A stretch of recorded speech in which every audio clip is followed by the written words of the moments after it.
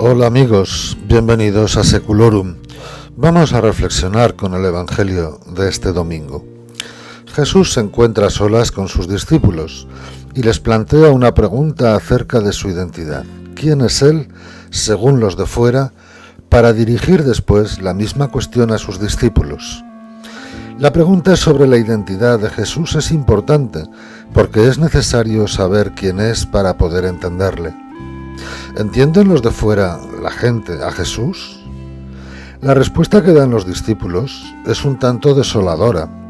Para la gente, Jesús no es una personalidad propia, es un personaje de la historia sagrada que ha vuelto en este tiempo. Alguien relacionado con Dios, sí, pero una persona que ya existió en su momento y que no tiene nada que aportar en el presente. Según le cuentan los discípulos, en Jesús no hay nada nuevo que descubrir, es un personaje del pasado.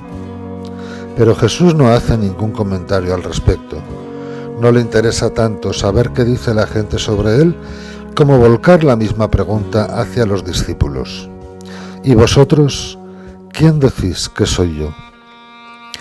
Los discípulos habían recibido una llamada personal a seguirle. Algo que había en Jesús les atraía y por eso le seguían. Quizás era su persona, quizás su mensaje, quizás el deseo piadoso de que el judaísmo respondiera más certeramente a los problemas reales de su sociedad.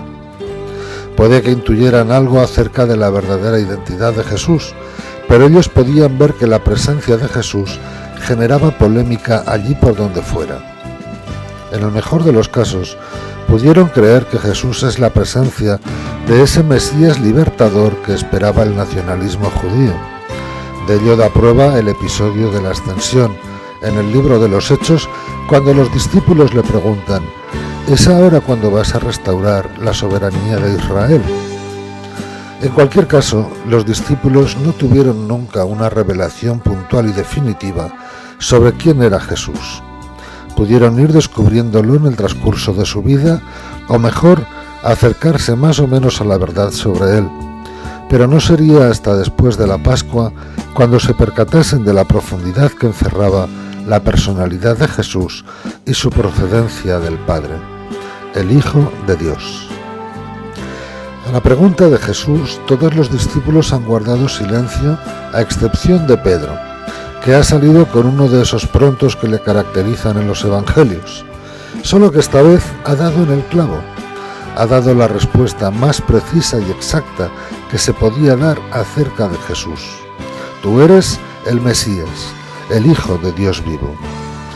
Pedro no tenía la capacidad para dar una respuesta así, sino que ha sido una revelación que el Padre ha querido dar a este discípulo para que lo manifestara con ese impulso tan característico de él. Así, Pedro se ha erigido en portavoz de todos por la gracia que acaba de recibir de Dios. Jesús lo reafirma, dándole una preeminencia sobre el resto de los discípulos. Sobre él asentará su iglesia. La afirmación que Pedro acaba de proclamar será la piedra, el cimiento de su comunidad, del nuevo pueblo de Dios. Pertenecerán a él todos los que sean capaces de decir con sus labios y su corazón que Jesús es el Hijo de Dios vivo. Ese reconocimiento tiene tal envergadura que hará que se dé una conexión directa entre el cielo y la tierra, entre el Padre y la comunidad de Jesús. El poder de las llaves del reino, la capacidad de atar y desatar. La Iglesia, fundada en la confesión de que Jesús es el Hijo de Dios, no será derrotada por el poder del mal. Siempre se sobrepondrá a las persecuciones y a la sangre de los mártires. La Iglesia ha venido para quedarse, para ser testimonio del amor y de la misericordia del Padre, para anunciar la buena noticia del amor de Dios a todos los hombres de todo tiempo y lugar.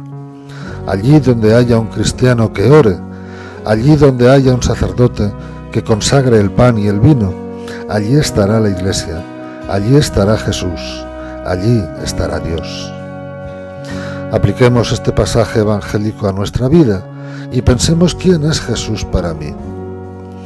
Ya para los cristianos es el Hijo de Dios, no cabe duda. No tardamos en identificarnos con la respuesta de Pedro. Pero la pregunta se deriva hacia otro centro de atención, es decir, ¿qué peso, qué importancia, qué influencia tiene Jesús en mi vida? Jesús vive en el cristiano y el cristiano vive en Jesús. Pero soy coherente con esa fe. Cuento con Jesús en las decisiones que tomo. Resuelvo los problemas según los criterios de Jesús. Me pregunto qué haría Jesús en esa situación para resolver un conflicto que se da en mi vida. Pienso y vivo como verdadero discípulo suyo. No es lo mismo sentir que la fe y el seguimiento de Jesús me configuran que sentir que el hecho de ser cristiano solo me sujeta a unos ritos exteriores sin más exigencia. No es lo mismo sentir que el seguimiento de Jesús abarca todos los ámbitos de mi vida que pensar que solo me tengo que manifestar como cristiano cuando voy a misa. No es lo mismo sentir que mi vida está al servicio del Señor que tener tan solo una idea intelectual de quién es Él. Jesús nos pregunta hoy, ¿quién soy yo para ti? Que respondamos a esta pregunta con el corazón. No podemos engañar a Dios, así que tampoco intentemos engañarnos a nosotros mismos. Os deseo que tengáis una feliz semana y que volvamos a encontrarnos, si Dios quiere, aquí el próximo domingo en Seculorum. Hasta entonces, gracias.